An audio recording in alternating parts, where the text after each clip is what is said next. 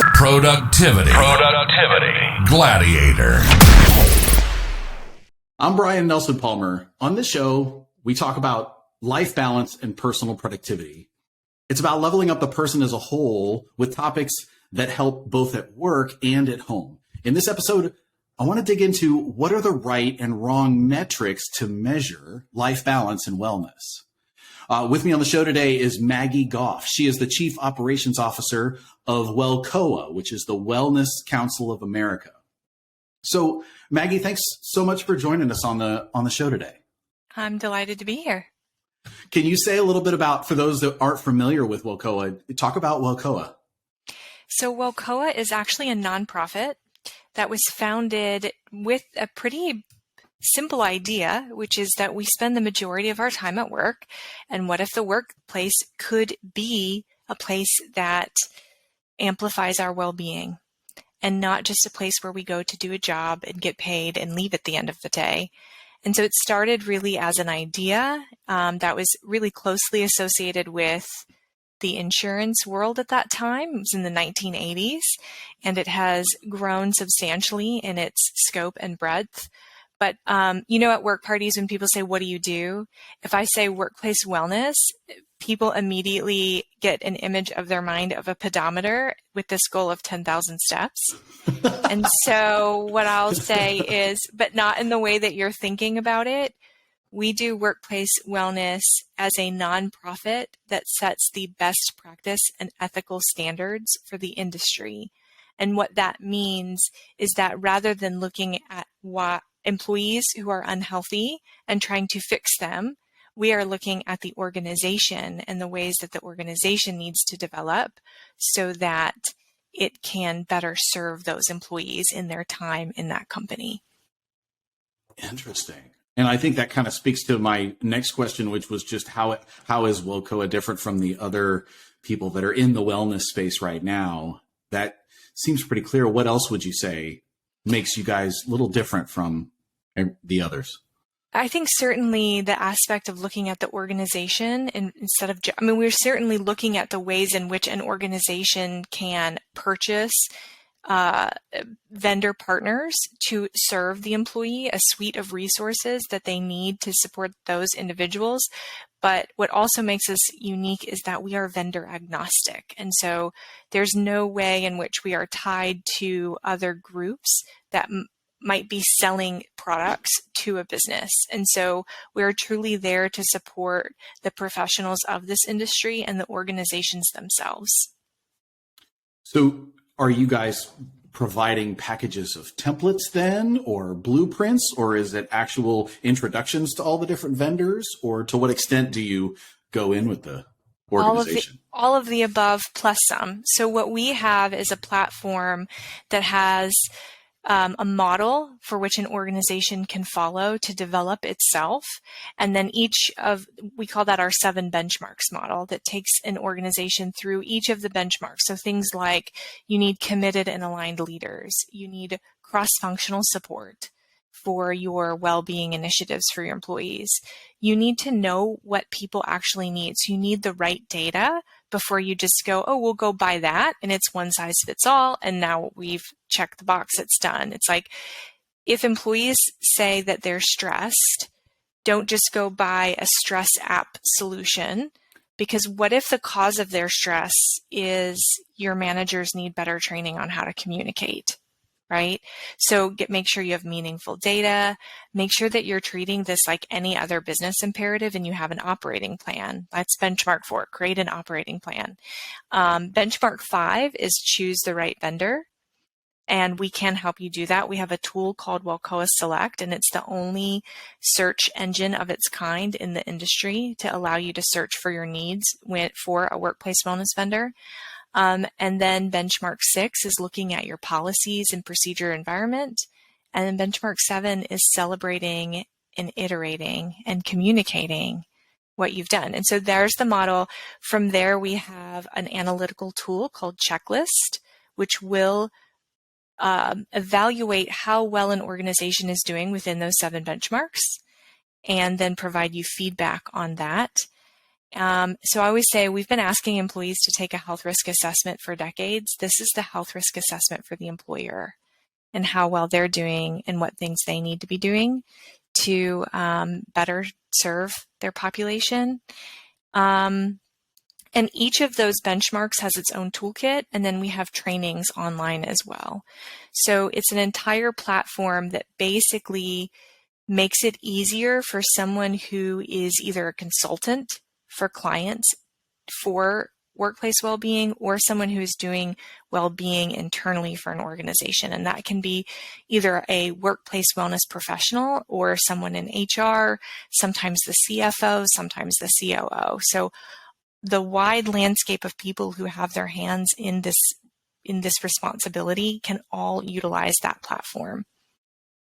I love I feel like in our world right now, there's three kinds of ways you can help folks with stuff like this. There's the do it yourself version where it's like, look, here's the template, go do it yourself. Or then there's the do it with you and then the do it for you model. And it sounds like you guys are down in the do it with you, do it for you end of the spectrum. And I know that has to be really helpful for organizations that engage with you. So this is cool. Thanks for chatting with me about this. Let's talk about metrics, because that's the part that I'm really interested in, which is, and so for this, my context or my target audience for this podcast is really the employees and then the frontline supervisors and middle managers that are working above those teams. So for us, it's not as much about the organization as a whole, but about the people. What can you do in those roles for yourself? You're not stuck waiting for the organization to change.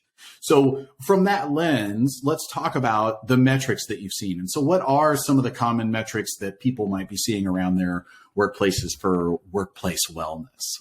And what are the good ones and the right ones and the wrong ones? Okay, so bad metrics for workplace wellness are participation. And for a long time, it's like, how many people can we get to do this thing?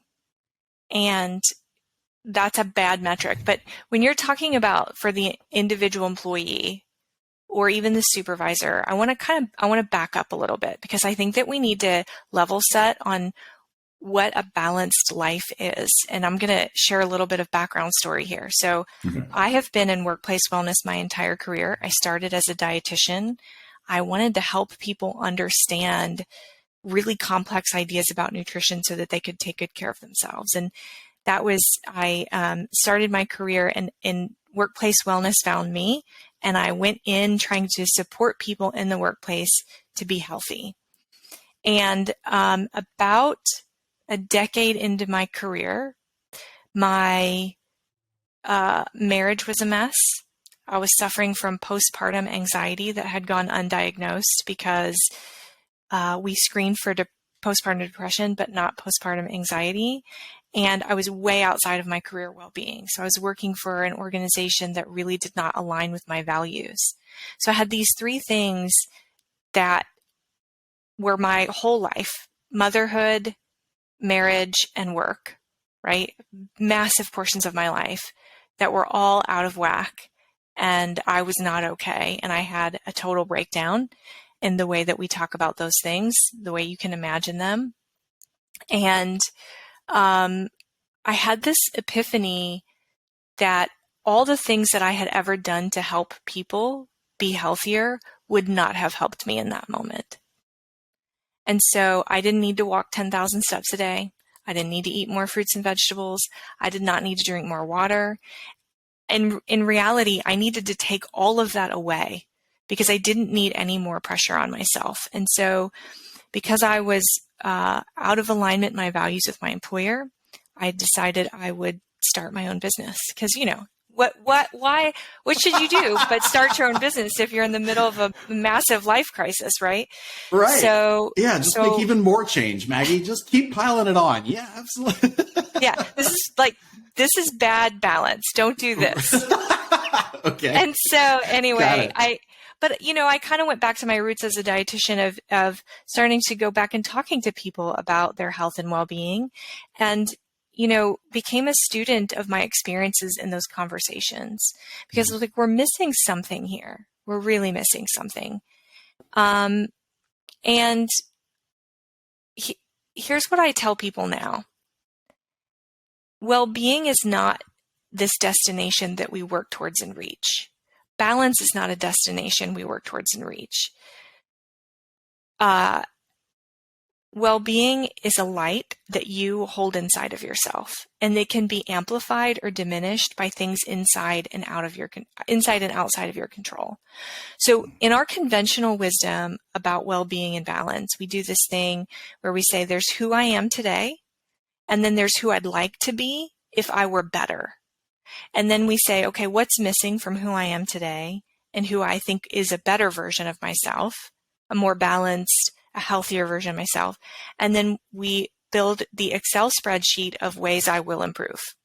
And then we say, starting Monday, I will insert all of the things that I have to do to be better. And when we do that, we create this version of ourselves that has well-being and the version of ourselves that is who we are today, and we separate ourselves from our own well-being. So when we talk about our well-being is already with us and it can be amplified or diminished by things inside and outside of our control, that changes the entire way that we might even serve somebody toward their well-being, right? So what I need to not do for you, Brian, is to look at your biometrics and measure that data and say, okay, Brian, you have high cholesterol and prediabetes. And so based on that data, I'm going to create a spreadsheet for you of all the things that you need to do to achieve well-being with lower cholesterol and you're out of prediabetes risk, right? So when you said what's some important data that we can look at, is I would invite people to sit down and take some time to tune inward and ask themselves the question, what amplifies my well-being and what diminishes my well-being? If you're a manager, if you were to ask an employee, what are the things that you're doing in your role here that amplify your well-being? And what are the things that are occurring in this workplace that diminish your well-being? Because as an employer, what we can't do is fix people. Like, we are not in control of people's individual behaviors. That's a very toxic relationship. But what we can do is understand barriers that are getting in the way of people taking good care of themselves, and we can start to remove those. So data, to your question of like, what are good ways, what's good data that I can look at to create better balance in my life, is first understanding what nourishes my well-being and what diminishes my well-being. And you know, what's interesting is as managers, I feel like oftentimes the conversation is about us and them, right? Well, this is us and this is what we do. And instead, I think as a manager, if you actually are looking at asking those questions you just asked to yourself, and then looking at it personally, you'll probably find more than half of the stuff that your employees are experiencing too, because you're in the same environment. Your work might be a little different, and each person is different, right? So well-being is different for each person. But that question, the question you said, which is what increases or what did you say? It activates or diminishes? What was the amplifies or diminishes your well-being? There we go. So if it's amplifying or diminishing, that is a very simple, as I think about that question and like my day job and other things that I do, it's very easy for me to isolate. Yep, that's a plus. That's a minus. This is a neutral. And that's an easy conversation to have. So that's a powerful one. I like that a lot. As the employee, if you don't have power over some of these things, what kind of advice do you give in those situations where you've got a list of detractors now? I mean, obviously the first step is talk to your manager, but what else do you say to folks like that? Well, I think it's really important to understand, again, what's in your control and what's out of your control. And we love to look at well-being and balance as if this is some equation that we can manage. And if we're not in well-being, that somehow we haven't done enough. We have this like meritocracy type of narrative in our society. And, you know, a pandemic is outside of my control and impacts my well-being. A sick child is outside of my control and impacts my well-being. And so what we can do, first of all, is give ourselves a little bit of freedom to release the things that are outside of our control and identify, okay, here are some things that I can invest in. Like I can go for a hike daily, and that increases, that fills me, it amplifies my well-being. And then when I do encounter those things that are outside of my control, that are negatively impacting my well-being, maybe I have a little bit more resilience to handle those. Or for the things that are inside our control, that are diminishing our well-being, like in the case of my marriage was a mess, well, that's inside my control. I can go get a therapist. We can go get a therapist, right? We can do some work. So even identifying the things that are diminishing your well-being and even separating them from what's inside my control and outside my control is really important, because then now you have data that says, okay, I'm going to release these things. I'm not accountable to a pandemic. I'm not accountable to these things. But can I, or like in the case of a sick kid, you didn't cause that, but you can respond to it in a way that cares for yourself, right? So making sure that you've given yourself the time and space to be present to the needs of that child versus like, I'm trying to get all this work done and this kid keeps nagging me because they don't feel good, right? So it's a really delicate balance and it's complex, but I think changing the way that we even view well-being as not a list of tasks to do daily that perfect us, but something that allows us just to be responsive to the life that is happening that we're a part of. And you said, this is one of those things where anybody who's a manager is also a person who's working for a company. Like, it's one of my favorite things to say is, by the way, if you do this work, you are somebody who works for your company as well. And are you creating things that you would want to do that would be helpful to you? And that's another really great question to ask yourself. There are a lot of people who've put wellness into play that would not do it. I have known CEOs. Ooh, share some of these examples. Yeah, what? Okay. I know someone in the C-suite who has their stay-at-home spouse do their online wellness platform for them. They have outsourced to their stay-at-home spouse the wellness platform. And so it's like, why do you even have it? And by the way, if you're somebody who doesn't have a stay-at-home spouse that you can outsource the management of this platform, what about them? Okay, here's another one. When you say that, I'm not familiar. So when you say wellness platform, if you outsource the wellness platform, does that mean they have to go take a quiz online or they have to answer a question every day? What is that? Yeah, it's like setting up this platform so that it syncs with maybe your iPhone watch or whatever your fitness tracker is, and then, going on and logging your points, or so remember when I said participation is bad data set? Yeah. Because companies are like, we paid for this thing and now we want you to use it. When people don't use it, then they put incentives in place. The incentives are usually a reduced insurance cost. And so either you want that, right? So then who's managing all of this? Who's submitting the flu shots that your kids got? Who's submitting the well visits that you went to? Because all of that has to be submitted and approved and managed. And so this C-level executive outsourced it to their stay-at-home spouse. So they don't even know what the platform is like. Oh, that's wild. Okay. Right. But then the expectation is that the employees do it all. And so, okay, here's another one.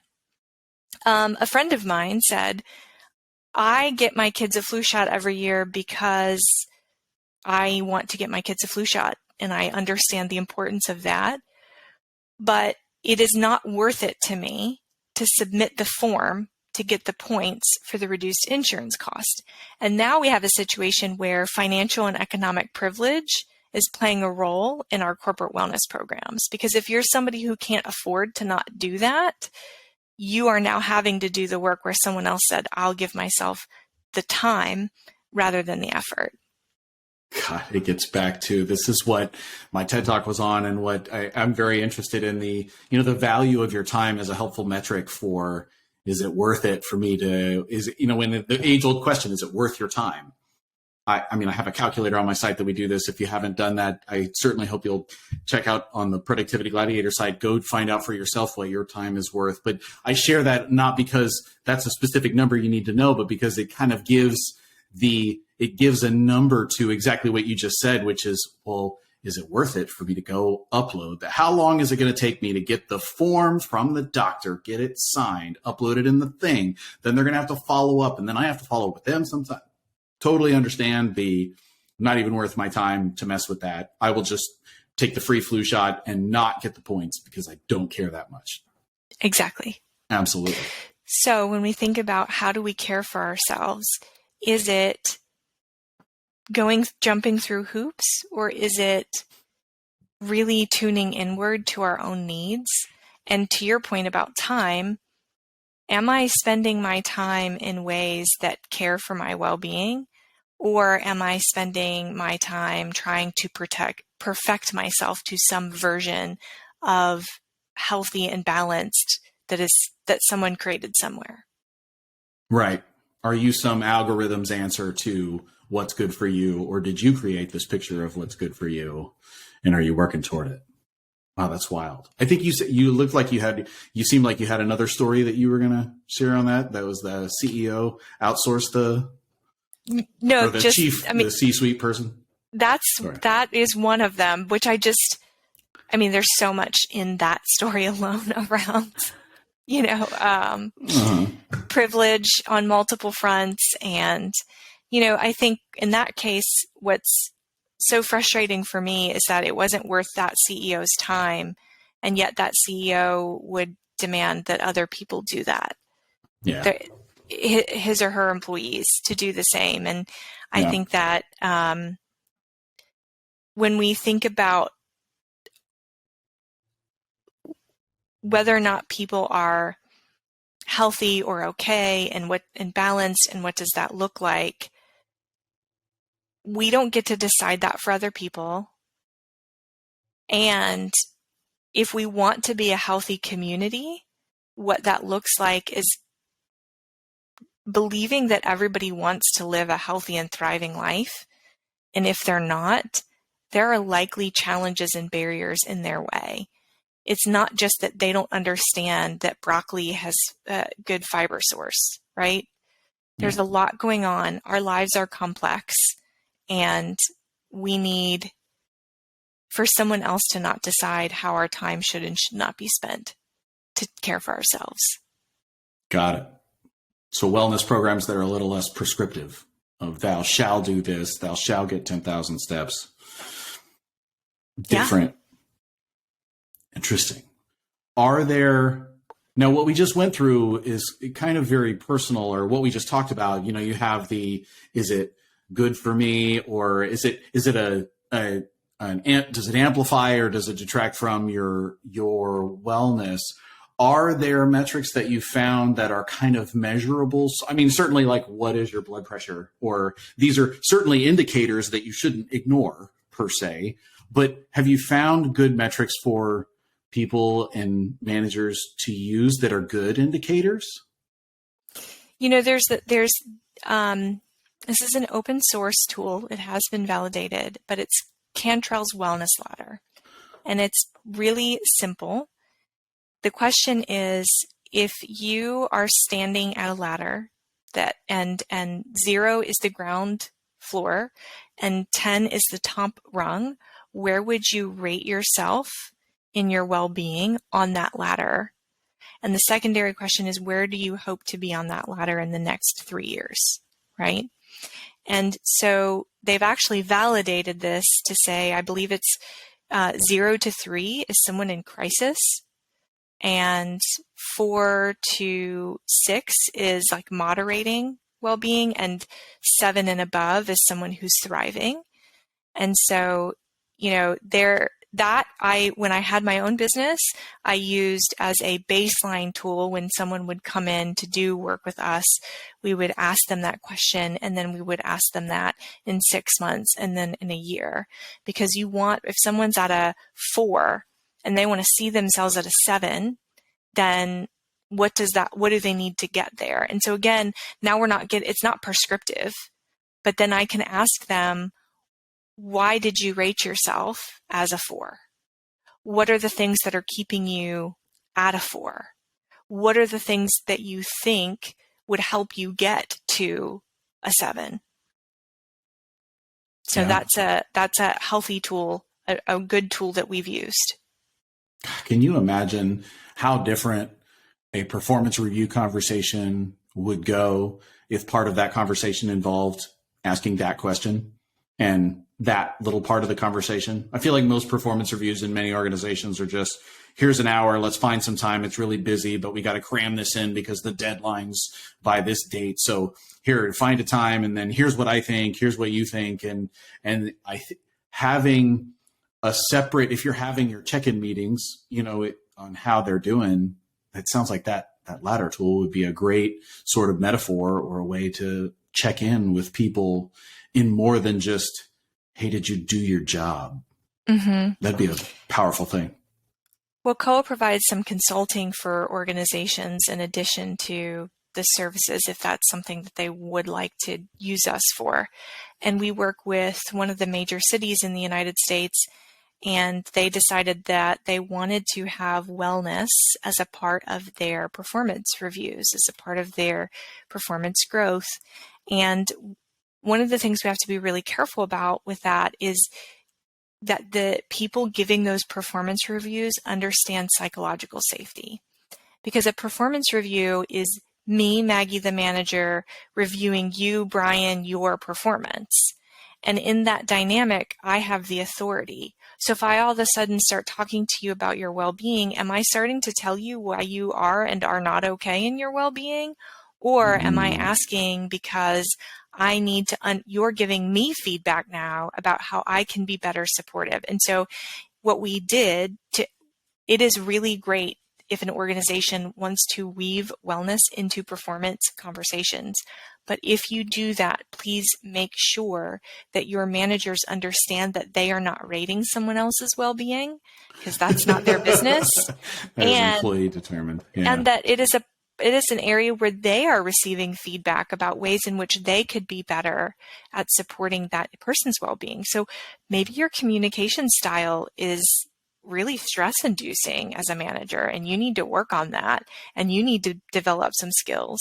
Maybe the company needs feedback about flexible time, or the total paid days off, or my ability to take my kid to the doctor when I need to do that, and how difficult it is to log my hours or ask for the time off. I mean, any number of things, but I think all organizations should be asking in some manner, and human to human, I would say is best. Mm-hmm. How can we better support your well-being? And what's nice about a performance time to do that is you can aggregate that data at scale. That would be powerful to be able to see by what the employees are saying by group or by division, or being able to slice and dice that on the different parts of the organization. I can see that being some interesting data to look at as an organization. But more important than that, it's about the managers looking at for the manager to have that conversation with their own people and find out that everybody's at the bottom of the ladder is more powerful than a manager going to some tool and finding out that everybody is at the bottom of their ladder. Like the conversation that goes with that is probably pretty powerful. And when we're talking about data, when we talk about things inside and outside of your control, if I'm a manager and I find out that you, Brian, have high cholesterol, I have zero control over what you're eating or how much you're exercising. But if I find out as a manager that regardless of your cholesterol, you're working overtime and you are unable to get ahead so that you can go take care of yourself and get some exercise or meal plan or whatever the case may be, that's actually something as a manager I can support and solve for. So I think that in some ways, to give businesses permission and leaders permission to support individuals in this way is better than asking them to solve for how many steps you're taking in a day or your blood pressure. Right. Do you have you've sprouted off those ones, the steps in a day or blood pressure? Just list off the top of your head. What are some other bad ones that you've seen over the years? Like, oh gosh, that's a terrible metric. I mean, I think that whenever we get into an individual's biometrics, weight, we have done, it's not even just that that's a bad metric. We have created in this industry really toxic narratives around weight and health. I'm most certain that we have triggered people's disordered eating through our program. So that's a bad one. Another way I think to look bad data is to look at anything that is just like how perfect you're being. So I like to say self-care is time spent meeting your needs, not time becoming a better version of yourself. Ooh, okay. Say that again, because I feel like that's a really good point. Self-care is time spent meeting your needs and is not perfecting or becoming a better version of yourself. So let me put it in very specific terms, since you're like the time and productivity guy. Let's put it like this. Yes. If I have time on my calendar to take care of myself each day, an hour each day, then, and I go in, and before I get to that hour, let's say I decided I'm going to run every day during this time. When I get to that hour, if running is not what I need, then I am improving myself. I am not meeting my own needs. So in the pandemic, my husband and I were like, what do we need? We have 3 children. We lived in a very small house, which was great because we lived more life and we cleaned and managed less. But in a pandemic with 3 children, it was very challenging. And what we each needed, we were like, we each need an hour a day to have no one call our name, to have no one need us. So we did the calendar math. We made that time, juggling schedules. We did the matrix every week. And I did the thing where I was like, okay, I'm going to do yoga. And then I was like, every day resented that time. And I was like, right, because like some days I need to go for a walk. Some days I need to go for a run. Some days I need to do yoga. Some days I need to pet a dog. Sometime I might need to call my mom or a good friend. So there are a lot of different things that we need, and it doesn't have to look the same all the time. So bad data is, what is the prescriptive model for health, and am I meeting it? Yeah, that makes sense. Sometimes you need, part of the planning is planning for time for yourself, period, not time for yourself for a specific purpose. Okay. Here's more examples, more story style examples. So almost everyone, when they come into a health coaching session, will say, I know what to do, I'm just not doing it. And that's because we have spent the past decade educating the death out of people, like educating people to death about health and wellness. People know that eating fish, the majority of people know that eating fish is better than red meat. And usually if I'm teaching a class on general healthy eating, someone will raise their hand and say, but what if the fish is farm raised? And what about the mercury levels in the ocean? And how can it be organic fish if it's wild caught, and I thought wild caught's better, right? So we get into all of this, like all of these things that we've been taught about how to be better and perfect ourselves, right? And then I go, are you even eating fish at all? No. I'm like, so you don't need to worry about this. And so we can think about our well-being in a lot of ways, and we can choose to serve it in whatever ways matter to us. So I will often have people come in and say, I know what to do, I'm just not doing it. And I'll say, okay, what are the things you think you need to do? And I had a woman who said, well, I probably need to sign up for a marathon, and I probably need to eat only organic food. And she rattled off all of these things that we in commodified wellness have told her. I said, okay, what are the things that you like to do for your well-being? And she said, well, I live on a farm, and so I love to hike, and we grow our own food, and I have a great marriage, and so I love to spend time in the hot tub with my spouse. I was like, every single one of those things you just listed is good for your well-being. And yet this person felt like a failure because somewhere we being society have given her the idea that it has to be all of these other things. So learning to show up in time and tune into yourself. Do you have time on your calendar once a day to tune into your own needs?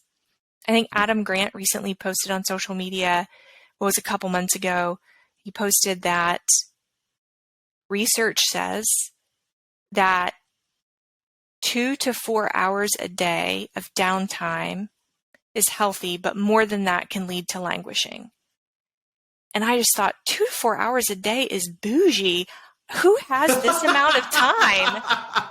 Right? What research group did they use to get that information? Because I'm pretty sure all the people I know don't have that amount of time in a survey. I'm sure there are, but like I do not, and the majority of people I talk to who are in, general working America do not have 2 to 4 hours a day of downtime.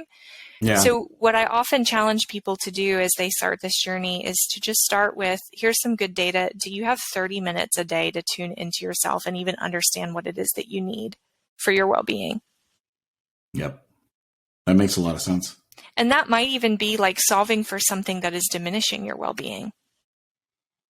Yep. If I have a lot of stress about taxes or bills, maybe what's best for my well-being is giving myself time to go pay those things and take care of them, for example. Yeah. Can you, I want to switch gears a little bit because you kind of inspired me with the thought is like, okay, all of this well-being and a lot of this is so like you're looking at yourself and like, what are the negatives and the positives? And we're looking at that. And there is this lens where looking at it that way for a business or an organization or at work, you have to choose. It's like either well-being or productivity and profit and stuff. Can you share a little bit about your experience with that conversation and how you don't have to be on opposite sides. They can be part of the same team. Talk about that a little bit. Okay. I'm going to say this and it's not going to come as a surprise to anybody. We have a mental health care and burnout crisis in America. Your ability to keep your employees and to remain in business is predicated on their well-being. Full stop. You cannot separate these two. If I asked any business leader, is innovation imperative to your business success in the next 10, 20, 30 years? 100% of them would say yes. They understand that innovation, the ability to grow with the changing world, is imperative to their success. Innovation is intangible. You're creating for something that doesn't exist yet, solving for a world you don't know yet. But we don't call innovation fluff, but many leaders will say or feel like well-being is fluff. It is the antithesis to productivity, right?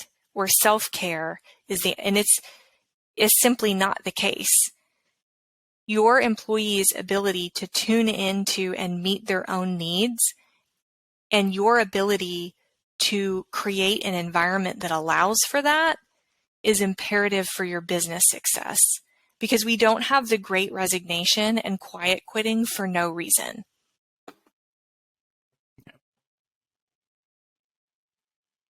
That would be, so along those lines then, if you're trying to sort of engineer a comeback or something in the well-being, you're an employee or a manager and your organization doesn't really do this well, what can you do? Like that, for me personally, I don't like the helpless feeling of it's all out of my control. Everybody's making decisions on my behalf and I'm just stuck. I don't subscribe to that necessarily. Just like your examples earlier about, the pandemic is outside of your control, but your marriage wasn't, and that kind of thing. Like there are things that you can do. So what kind of advice do you give for what you can do to make strides in this department, because you don't necessarily have control over your organization's culture? That's for sure. So what would you say for the employees and then for the managers? Okay, so if you're an employee and you continuously exist in an organization that does not meet your needs or allow for your well-being, first you can try to communicate those things. We're like allergic to feedback, giving it. And why is that, right? It's like, sometimes it's like pulling teeth. Feedback's so helpful. Yeah. It is really helpful. Well, I think that for a long time, like businesses have authority over us. We need to name that. That is true. And they always will. They get to decide whether we work there and whether we don't. And they get to decide whether our performance is good enough for them. Right? Yeah. So that is authority. And so we feel like we can't say, hey, I need more from you, because then we're risking something of ourselves. And if you're in a position where you can't risk your job, that's a big deal, right? So I think that, to be fair, part of our reason we're allergic to feedback is businesses haven't always been like, hey, listen, we would really love to hear how things are going, and it's safe for you to do that. So, but I also think that we have a society where we're just not good at being assertive about our needs. So another specific example, in the middle of a pandemic, I was working to refinance my home, and I emailed the loan officer a question, and I got an auto reply that said, please be patient. We are adjusting to a new normal with children doing school from home and working full-time from home. I was like, this is amazing. Stating expectations and owning your needs. And so I wrote back and I said, she answered my question within 24 hours, apologized for the delay. And I said, there's no delay. You answered my question within 24 hours. And I'm really grateful. Thank you. And then I said something like, hang in there, mama. And she wrote back and said, I am in tears at your email. Thank you so much for your care. And then explained to me that she had a child who had special needs, who could not read the screen.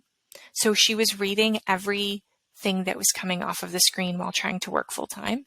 And she had a kindergartner, and anybody who's ever tried to do Zoom school with kindergartners knows it's not really a thing. And For real. And her spouse was out of town for work for 3 weeks.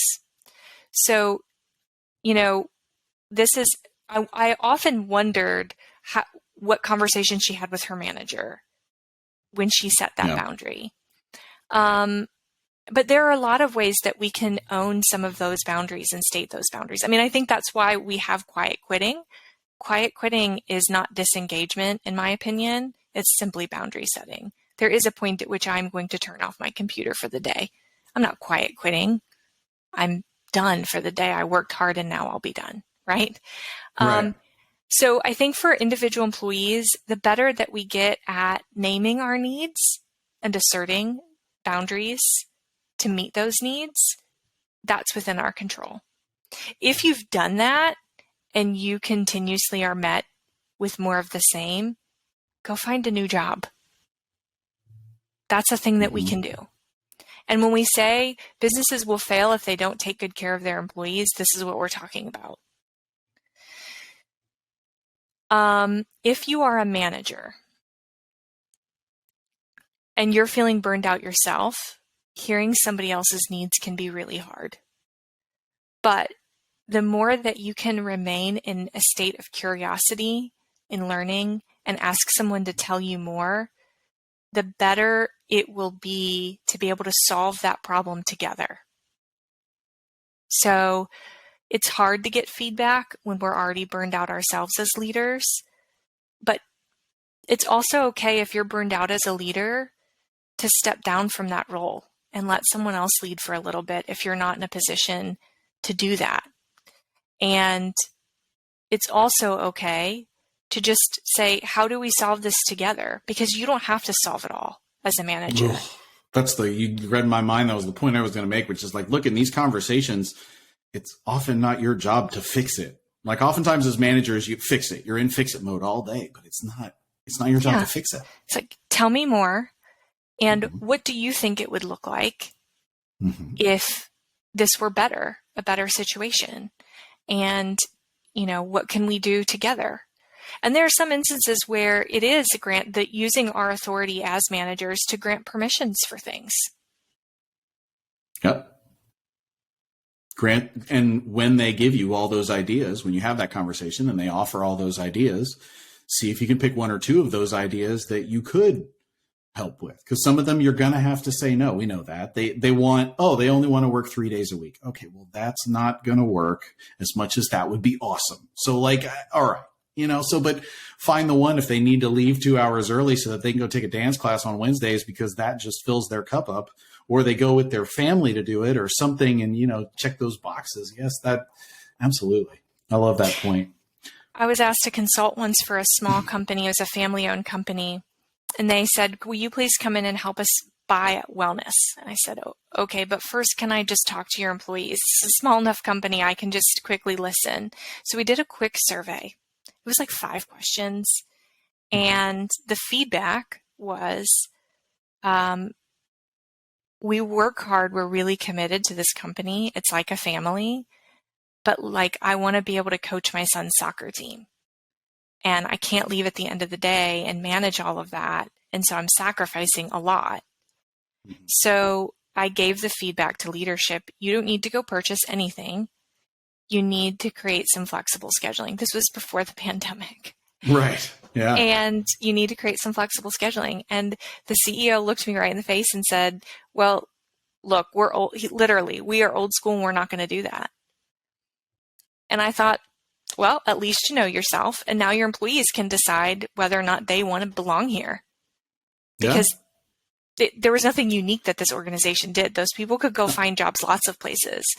And so, and then the irony of going and spending money on something that your employees didn't ask for, and then wanting some kind of return on investment out of that spend is nonsensical.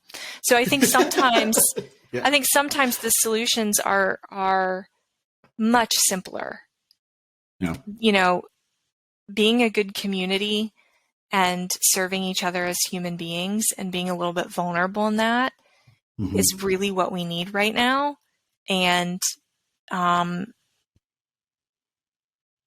oftentimes there's a lot of levers we could pull. Seriously.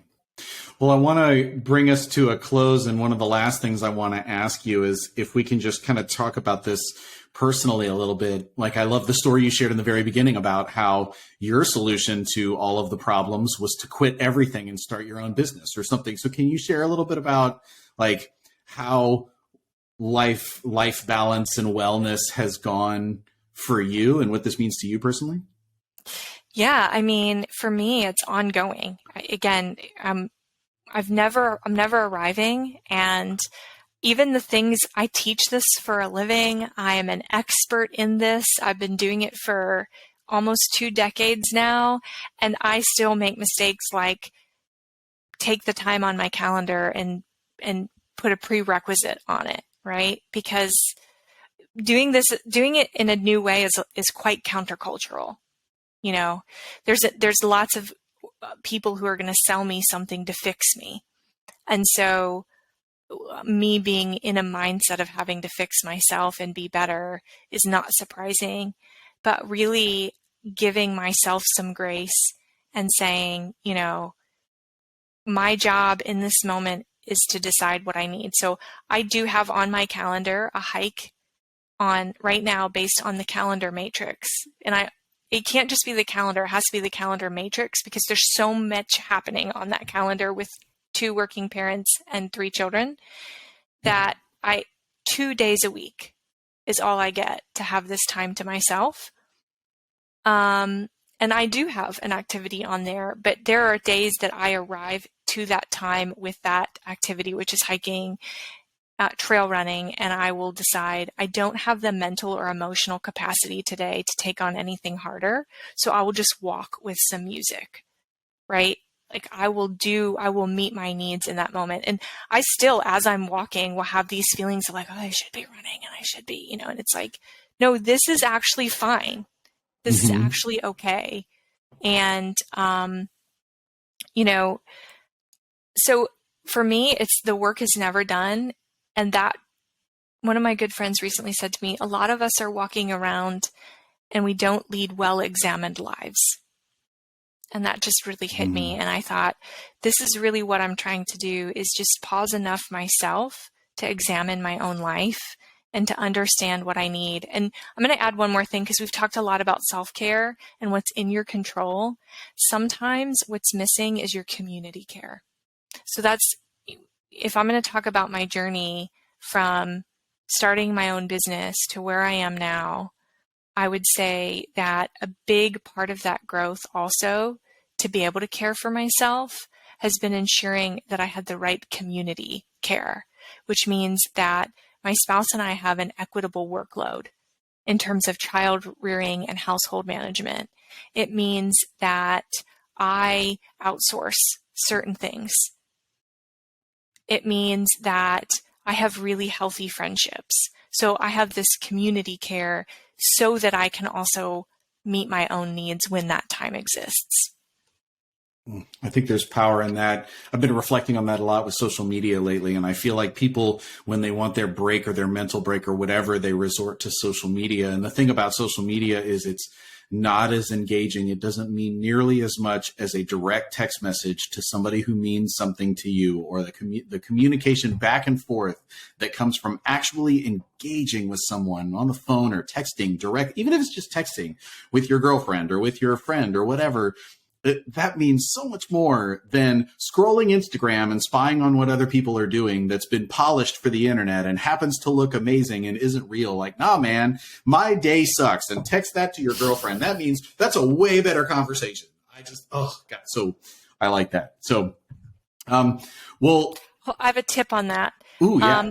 One, don't put social media on your phone, because then it's harder to access. Preach, sister. Yes, take it off.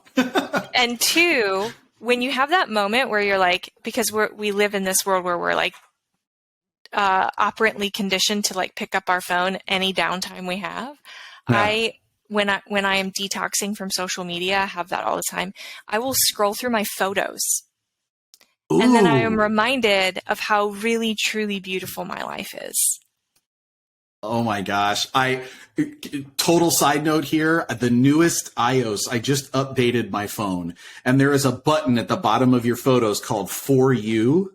And they have basically taken this thing, and what they've done is that your phone now picks this trip you did or whatever, and it will say, this time 4 years ago in the Bahamas or something. Yeah. And then you hit play, and it is a slideshow of all of the photos from that set to music. Like, the first time I saw it, I cried. I'm a dude. I admit on this talk that I cried when I saw like the fun time that I was having with my boys. I love that idea, Maggie. I love that a lot. Like, yes, Look at photos instead of Instagram. Your own memories. Yes. And then text that to the person you had the memory with. Yes. Oh, and on iPhone, now I'm sorry, Android users. I know how to do this in iPhone. I don't know what it is on Android or the other ones, but man, there is a little share button, and you share that little, it's like a 20-second video. I sent my family one. I sent my friend one. Like, so good. Yes, I love that idea, Maggie. And just since we're like giving the full detail about how to do this, you can select the music option at the bottom, and you have to select a music option that's like free licensing rights, because if it's a music option that, anyway, I failed at this. I was like, why won't this let me send? And then it was like, you have to choose music that you own. Silly. And then I had to change the music, and then it would let me send. Got it. Yep. Boy, I didn't even know that. That's good. That's a good tip. I hope there was music with the stuff that I sent. It let me send, so I'm assuming so. Yeah. Yeah, it would not let you send with music that you don't own. Trust me. It kicked me out several times. Right. Like, you can't do this. Stop trying. Got it. Oh, I love that. Well, so Maggie, I want to bring us to a close. Here's what I love. I love that I love that this is just a personal story for you, and this whole WELCOA thing and wellness is not just your job, but also kind of your passion, that it really comes through in your talking and the way that you shared and what you do and everything. So I love that you're a part of this organization that does this, and it makes me feel really good about your organization and the stuff that you do with this. And I love the tips that you shared. So thank you for taking a few minutes and sharing it with us today. Yes, it was my pleasure. It was a delightful conversation. And for those folks who want to engage or interact with WELCOA, what are the different ways that they can find out more? What should they do? So if you think that your organization needs to do some of this work, or you yourself would like more support to do this work as a manager or a leader, you can go purchase a license for this platform, and then you can have access to things like surveys to get better data for your employees, or you can tune into an event that we have. We have one in April of 2023 with Kristen Hadid. For those of you who know her work, she wrote the book Permission to Screw Up. And, she talks, we can develop leaders for how do you get great feedback from your employees, and how do you lead in a way that supports this kind of work. So from the trainings to the resources, it's all really grab and go. And the point is, I say this often, we don't need everyone to be experts in all of these areas, but what we do need is to make sure that you have the support to continue leading within whatever your role is in your organization. So you can purchase a license to WELCOA and get access to all of that. Very cool. Well, I hope that you check it out in WELCOA. I'll drop the links to this stuff in the notes for this episode. But I'm assuming, is it welcoa.org, or what is if they're listening now? It is welcoa.org. Okay. Yeah, and people can email me directly. It's mgough@welcoa.org.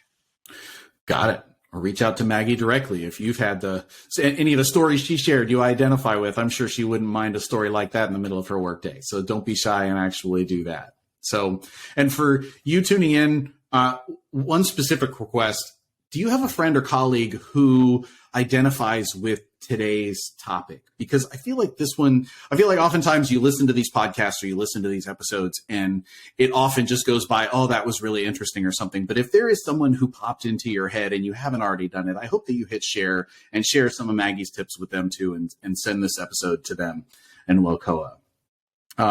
So thanks for watching. Thanks for listening. And if you're more of a reader or you like the short summary of things, I do that too. So thanks for subscribing to the email list. These episodes will hit your inbox so you don't have to go looking for them. So I love sharing this Productivity Gladiator thing with you. So Maggie, thanks so much for joining us today. And that's a wrap.